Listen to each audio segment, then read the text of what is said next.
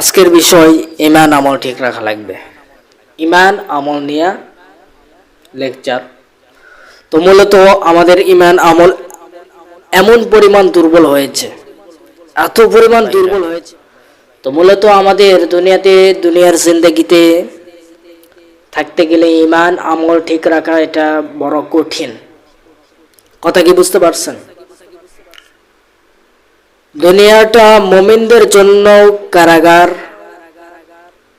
কাফেরদের জন্য বেহেশতখানা। মুমিনদের জন্য কারাগার, কাফেরদের জন্য বেহেশতখানা। দুনিয়াতে কাফেররা, জালেমরা সাধারণ মানুষের উপর জুলুম করবে, নানান মানুষের উপর অন্যায় অত্যাচার করবে, এটাই তারা মনে করতেছে। এবং তারা মনে করতেছে দুনিয়াটা সারা জীবনের জন্য। এই চেতনা কারা ভাবতেছে বলেন তো? ওই কাফের গুণরা ভাবতেছে, কাফেররা। তো মূলত যারা ইমানদার, যারা পাক্কা ইমানদার, যারা মুমিন বান্দা, এরা যখন রাস্তাঘাটে চলাফেরা করে তখন বেগানা গায়ের মাহরাম কোন নারীর চোখে চোখ পড়ে যায় কি যায় না বলেন? যায়। তো মূলত এই চোখটা হেফাজত করা কত কঠিন একজন মুমিন বান্দা জানে যে এটা কতটা কঠিন। এই চোখের হেফাজত করা, এই যে রোজা আছেন চোখের হেফাজত করা, এটা কত কঠিন এটা এই যে রোজা যারা আছে তারাই জানে। কথা কি বুঝতে পারছেন? দুনিয়াতে ইমানদার যারা, এরা দেখবেন দুনিয়াতে চলাফেরা করতে গেলে নানান বিপদ আপদ আসে। আল্লাহর দিন প্রচার করতে গেলে, আল্লাহর হক কথা বলতে গেলে, দিনের দাওয়াত পৌঁছাতে গেলে, এই যেমন এই আলোচনা করতেছি, এই যে পৌঁছাচ্ছে ইউটিউবার ভাই, নানান কথা শুনতে হচ্ছে, নানান কথা আসতেছে, তবুও পিছপা হওয়া যাবে না। মূলত আমাদের ইমানটা ঠিক রাখতে হবে, আমলটা ঠিক রাখতে হবে। যতটুকুই জানো, তুমি যতটুকু জানো, যতটুকু পারো, আল্লাহর একটা বাণী হলেও প্রচার করিয়ে দাও। যে জানে না তাকে জানাইয়া দাও। কথা কি বুঝতে পারছেন? এই যে আমরা জানাচ্ছি, এই যে মিডিয়া জানাই দিচ্ছে, আরো সহজ করে দিচ্ছে, তো এর দ্বারা মনে করেন আরো সহজ হচ্ছে। নানান কথা আসতে পারে, বাধা আসতে পারে, বিপদ আসতে পারে, হামলা আসতে পারে, মামলা আসতে পারে, জেল জুলুম আসতে পারে। ইমানদার বান্দার দুনিয়াতে কষ্ট হয় নাই তা হতেই পারে না। দুনিয়াতে যারা ইমানদার তাদের লাইফে দেখবেন কিছু না কিছুর কষ্ট লেগে আছে। তো মূলত আমরা যারা দিনের এই ইসলামের কাজে আছি, এই যে দিনের দাওয়াত পৌঁছাচ্ছি, নানান কাজে বাধা আসে কি আসে না? বাধা আসে, জেল জুলুমের শিকার হতে হয়, ঠিক না? এই জন্য তুমি দুনিয়াতে ইমান আমল ঠিক রাখতে গেলে, পাক্কা ইমানদার হতে গেলে কষ্ট আসবে। কষ্টের পরেই সুখ আছে। কষ্টের পরে কি? সুখ আছে। তো মূলত আমাদের ইমানটা যদি আমরা আনি, যদি ইমানদার হয়, পাক্কা ইমানদার হয়, আমাদের লাইফে কষ্ট আসবে, দুঃখ আসবে, জেল জুলুম এগুলো শিকার হতে হবে। কথা কি বুঝতে পারছেন? তুমি একটা আয়াত যদি জানো, ওই একটা আয়াত প্রচার করে দাও, দিনের দাওয়াত প্রচার করে দাও। কথা কি বুঝতে পারছেন? তুমি যেটাই জানো সেটাই প্রচার করে দাও। কি? ইসলামের যেই কাজ, ইসলামের যেই বাণীগুলো, যেমন কোরআনের একটা আয়াত জানো, ওই আয়াতের তর্জমা করে মানুষদেরকে দিনের পথে আনার চেষ্টা করো এবং দিনটা প্রচার করো। তুমি যেটাই জানো সেটাই প্রচার করে দাও। নিজে জানো, অন্যকে জানাও। কথা কি বুঝতে পারছেন? নিজে বাঁচলে বাপের নাম, এটা ভুল, এটা ভুল। তো নিজেই বাঁচলাম, অন্য কেউ বাঁচলো না, তাহলে তো হলো না।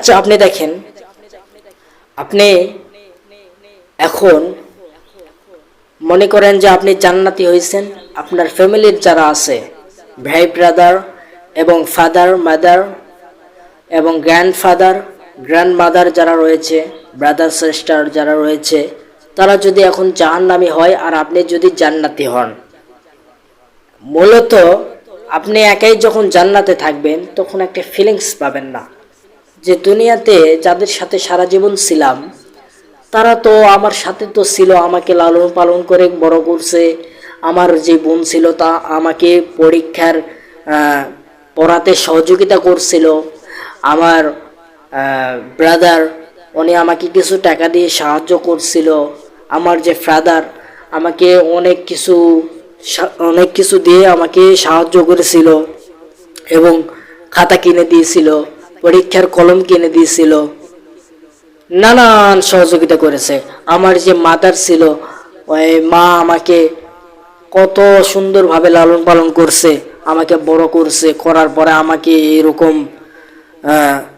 অনেক বড় প্রতিষ্ঠিত করছে তারা। তো তাদের সাথে তাদেরকে নিয়ে যদি আমি একাই জান্নাতে যাই, তাদেরকে যদি না নিয়ে যাই তাহলে তো ফিলিংস লাগবে না একটা। তো মূলত তাদেরকেও সাথে নিয়ে যাওয়া দরকার। কু আনফুসাকুম ও আহলিকুম নারো, নিজে বাঁচো এবং আহালকে বাঁচাও।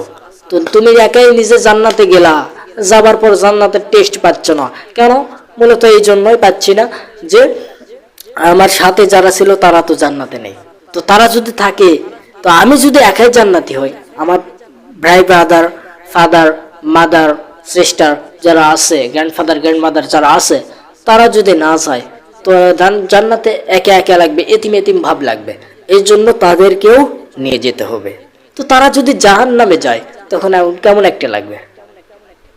এই জন্য প্রিয় ভাইরা, কু আনফুসাকুম ও আহলিকুম নারো, নিজে বাঁচো এবং আহালকে বাঁচাও। তুমি একাই বাঁচলা আর যারা আছে তাদেরকে বাঁচাইলা না, তাহলে কি হলো? হলো না তো। এই জন্য প্রিয় ভাইরা, দুনিয়াতে যতদিন আছেন, আপনার ভাই ব্রাদার যারা আছে, আত্মীয় স্বজন যারা আছে, ফ্রেন্ড যারা আছে, তাদেরকে নামাজের তাগিদ দিয়ে তাদেরকে নামাজের দিকে আহ্বান করো, তাদেরকে নামাজের দাওয়াত দিয়ে তাদেরকে নামাজেই বানান। তো মূলত এই যে মিডিয়া ভাই কাজ করতেছে, এটা দিনেরই কাজ করতেছে, কথা কি বুঝতে পারছেন? তো মিডিয়ার যারা কাজ করতেছে এদেরকে সম্মান করবেন, আল্লাহ রাব্বুল আলামিন এদের মর্যাদা বাড়িয়ে দিবে। আপনারা তাদেরকে সম্মান করবেন, কারণ তাদের দ্বারা আপনারা এই ওয়াজ নসিহা পাইতেছেন আপনারা। তো মূলত নিজে একাই বাঁচলে বাপের নাম, এটা ভুল। নিজে বাঁচলে বাপের নাম, এটা ভুল। কারণ কু আনফুসাকুম ওয়া আহলিকুম নারো, নিজে বাঁচো আহালকে বাঁচাও। তো মূলত এটাই যে আমি একাই জান্নাতে গেলাম, আমার পরিবার আমার সাথে জান্নাতে গেল না, তাহলে হলো না। তাহলে তো মূলত তাদেরও সাথে নিয়ে জান্নাতে আমরা থাকতে চাই ইনশাআল্লাহ। একটা মানুষ মৃত্যুবরণ করেছে, করার পরে ওই মানুষকে কবরে দাফন কাফন করে রেখে দেওয়া হয়েছে। তো এখন ওই মানুষটি দুনিয়াতে যখন জীবিত ছিল, দুনিয়াতে জীবিত থাকা অবস্থায় ফ্ল্যাট রুম ছিল, ফ্ল্যাট বাড়ি ছিল, গাড়ি ছিল, অর্থ সম্পদ ছিল, অনেক কিছু ছিল। তার বডিগার্ড ছিল, কার ছিল, বাইক ছিল, অর্থ সম্পদের অনেক বাহাদুরি করত। ওই মানুষ এইরকম দুনিয়ার জমিনে যখন জীবিত ছিল, ঘরে যখন রুমে যখন ঢোকে রাতের বেলা, ঢোকার পরে এরকম মশার কামড় না খাওয়ার জন্য মশারি টাঙ্গাইতো, আবার কয়েল লাগাইতো, শুধুমাত্র কি জন্যে? মশার কামড় থেকে বাঁচার জন্য। তো মূলত মশার কামড় থেকে আমরা বাঁচার জন্য কত কি করতেছি, তাই না? কত কি করতেছি। তো মূলত আমরা এইটা আখিরাতের মাল সামানা গোছাইতে হবে, আমল আর ইমানটা গোছাইতে হবে, এইটা বুঝতেছি না। কবরে যে ঢুকলেন, ঢোকার পরে এখন মশা, সাপ, বিচ্ছু, পোকা এগুলো কামড়াচ্ছে, তখন কি করবেন? মশারি টাঙাবেন? মশারি কই পাবেন? কয়েল লাগাবেন? কই পাবেন? তো মূলত আপনি কবরে ঢুকবেন, ঢোকার পরে যদি ইমান আমল যদি নিয়ে ঢুকেন, কবরে যদি ইমান আমল নিয়ে যদি ঢুকতে পারেন, সেই ক্ষেত্রে আপনি বুঝাইতেছি, সেই ক্ষেত্রে আপনি শীতের বেলা কম্বল পাইবেন, আবার আবার এইরকম গরমের বেলায় এসির বাতাস পাবেন, যদি ইমান আমল নিয়ে যেতে পারেন। মশা তো কি, মশার বাপও কামড়াতে পারবে না। আর যদি ইমান আমল যদি না নিয়ে যেতে পারেন, ওই মশারি টাঙ্গাচ্ছেন, কয়েল লাগাচ্ছেন, লাগানোর পরেও কাজ হচ্ছে না, তাও মশা বসাচ্ছে, তেমনি করে আপনাকে ওই বসাবে। তো মূলত আমাদের ইমান আমল এগুলো ঠিক রাখতে হবে। যদি ইমান আমল যদি নিয়ে যেতে পারেন, কিঞ্চিত পরিমাণও যদি নিয়ে যেতে পারেন, ইমান যদি থাকে, আপনি জাহান্নামেও যদি হন, ভাইরা গভীর মনোযোগে খেয়াল করেন, আপনি যদি জাহান্নামীও হন, তাহলে আল্লাহ রাব্বুল আলামিন জাহান্নামে ফেরেশতাদেরকে পাঠাবেন। তো ফেরেশতারা যাবে, যাবার পরে এই ফেরেশতারা, তোমরা দেখো তো কার মধ্যে কিঞ্চিত পরিমাণ, সরিষার দানা পরিমাণ কার মধ্যে ঈমান আছে, যাচাই বাছাই করে তাদেরকে নিয়ে আসো।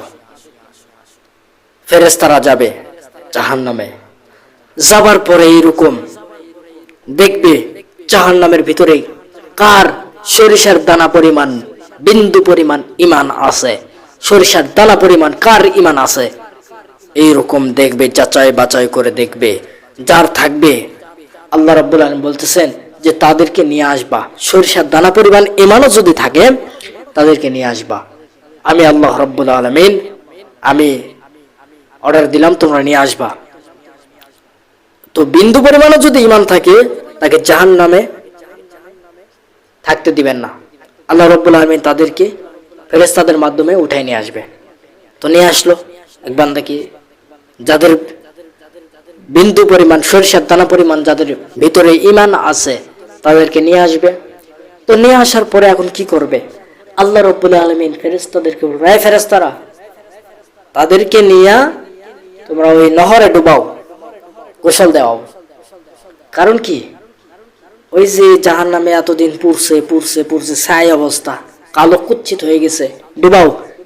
100 বানি মেরে তুলবে, তোলার পর দেখবে ফ্রেশ। তখন তাদেরকে তাদের পিঠে একটা স্কিল মেরে দিবে, তোদের বিন্দু পরিমাণ ঈমান ছিল, আমি আল্লাহ রাব্বুল আলামিনের প্রতি বিশ্বাস ছিল, এখন তাদেরকে এরকম সিল মেরে দেওয়া হবে, পিছনে সিল মেরে দিয়ে তাদেরকে জান্নাতে দেওয়া হবে ঢুকিয়ে। তো ঢুকিয়ে দেওয়া হবে, ঢুকিয়ে দেওয়ার আগে কি কাহিনী হবে দেখেন। আল্লাহ রাব্বুল আলামিন ওই বিন্দু পরিমাণ যাদের ঈমান আছে তাদেরকে বলবে, এই যাও জান্নাতের ভিতর ঢুকো। তখন জান্নাতের ভিতর ঢুকতে চাইবে না, আল্লাহ রাব্বুল আলামিন রাগ নিয়ে বলবে, যাও ভিতরে ঢুকো। তখন তারা ঢুকবে, ঢোকার পরে শরম পাবে, এই শরম পাবে। যেমন ধরেন আপনাদেরকে বোঝায়, এক বাড়িতে এক ভাই বিয়ের দাওয়াত দিয়েছে, 100 জন বাজেট। কতজন? 100 জন বাজেট। এর মধ্যে আপনাকে এখন দাওয়াত দেয়নি, আপনি বিনা দাওয়াতে গেছেন।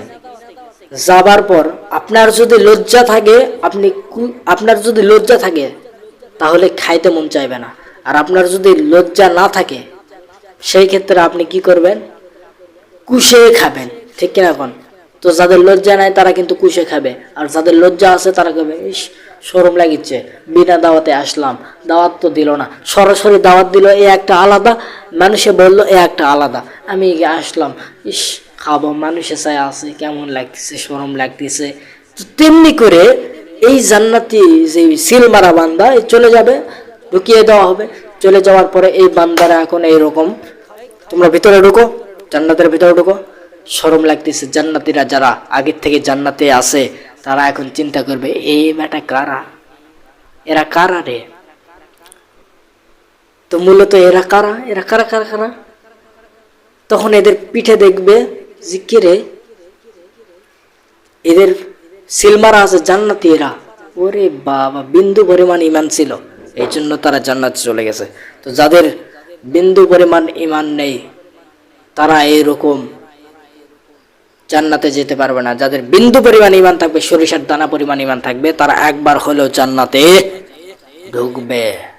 কথা কি বুঝতে পারছেন? এই জন্য আল্লাহর প্রতি বিশ্বাস, আল্লাহকে ভয় করে চলতে হবে এবং আমল ঠিক রাখতে হবে। বিন্দু পরিমাণ, সরিষার দানা পরিমাণে যদি আপনার ইমান থাকে, আপনি একবার হলেও জান্নাতে যেতে পারবেন। কথা কি বুঝতে পারছেন? ইমান আমল ঠিক রাখা লাগবে। আমল দেখেন, আপনার সামর্থ্য আছে, হজ করতেছেন শুধুমাত্র আল্লাহকে সন্তুষ্ট করার জন্য, 5 ওয়াক্ত নামাজ পড়তেছেন, নেক আমল করতেছেন, গরিব দুঃখীদের সাথে থাকতেছেন। যেমন ধরেন আপনি দান সাদকা করলেন। আচ্ছা, আরেকটি বিষয় খেয়াল করেন, মানুষ কিন্তু বিপদে পড়ার পরে কিন্তু দান করে। মানুষ কিন্তু বিপদে পড়ার পরে কিন্তু দান করে, এছাড়া এর আগে করে না। কয় না, ঠেলাত পড়লে দান করে, ঠেলাত পড়লে দান করে। তো ঠেলাত যারা পড়ে তখন তারা দান করে, ঠেলাত পড়ার আগে দান করে না। তো মূলত বিপদে পড়ার যদি আগে দান করতেন, সেই ক্ষেত্রে আপনার অসুখ বিসুখ এগুলো হতো না। তো মূলত আরেকটি কাহিনী, আমি এই যে একটা শানের উপরে বসে আছি, আমি আর আমার এক ভাই, আমরা দুইজনে বসে আছি। তো আমরা দুইজনে বসে আছি, একটা মেয়ে যাচ্ছে সামনে দিয়া, আমার সাথে যে বসে আছে ওই বেটা এখন ওই মেয়েকে বলতেছে, ওই মেয়ে বাইকে চড়ছে, ওই মেয়েকে বলতেছে বোরকাটা ভালো করে নাও। আমি বলতেছি তোর তো বলার দরকার নাই, তুই কেন বলতেছিস? ওই বেটা বলতেছে, আমি বলছি তাই তো, এই আপু বোরকাটা ঠিক করে নাও। ওই আপু তো পাত্তা দিচ্ছে না, তুই কেন বলতেছিস? তুই তো বলার দরকার নাই, তুই কেন বলতেছিস? ওই আপু পাত্তাই দিল না। শেষ পর্যন্ত এরকম বোরকা এরকম আস্তে আস্তে আস্তে প্যাঁচ লাগা, যখন ওই পিছনের বাইকের পিছনের যে চাকার সাথে যখন প্যাঁচ যখন বিপদে পড়বে, তখন মনে পড়বে যে ইসরে, আমি ওই মেয়ে শুনে পাচ্ছে যে এ আপু, এই বেটা আমার সাথে যে বেটা, এই বেটা বলতেছে এ আপু বোরকাটা ঠিক করে নাও, তাছাড়া কিন্তু সমস্যা হয়ে যাবে। ওই মেয়ে শোনার পরেও না শোনার ভান করছে। তার মানে বোঝেন, ওই মেয়ে যখন বিপদে যখন পড়বে তখন বুঝতে পারবে যে ইসরে, আমি শুনছিলাম কিন্তু শোনার ভান করেছিলাম, কিন্তু তার কথা শুনি নাই। আজকে এই বিপদের শিকার হইতে হচ্ছে। তো মানুষ বিপদে পড়ার পরে বোঝে, কথাক্ষণ ঠিক কিনা? বিপদে পড়ার আগে বোঝে না। বোঝে না। মেয়েটি ছেলেটিকে শাখা দেওয়ার আগে বোঝে না, শাখা দেওয়ার পরে বোঝে যে এই ছেলেটি অমুক চাকরি পাইছে, ইসরে কি ভুল করছে। তেমনি করে মানুষ বিপদে পড়ে দান করার আগে, মানে বিপদে পড়ার আগে দান করে না, বিপদে পড়লে গিয়ে দান করে। কথা কি বুঝতে পারছেন? এই জন্য দান সাদকা করবেন, ইমান আমল বাড়াবেন, আল্লাহর প্রতি বিশ্বাস রাখবেন, এরপরে আমল ঠিক রাখবেন, নেক আমলগুলো করবেন, রমজান মাসে রোজা রাখবেন, সামর্থ্য থাকলে যাকাত দিবেন, দান সাদকা করবেন, সামর্থ্য থাকলে হজ করবেন। কথা কি বুঝতে পারছেন? বিন্দু পরিমাণ হলেও ইমানটা রাখতে হবে।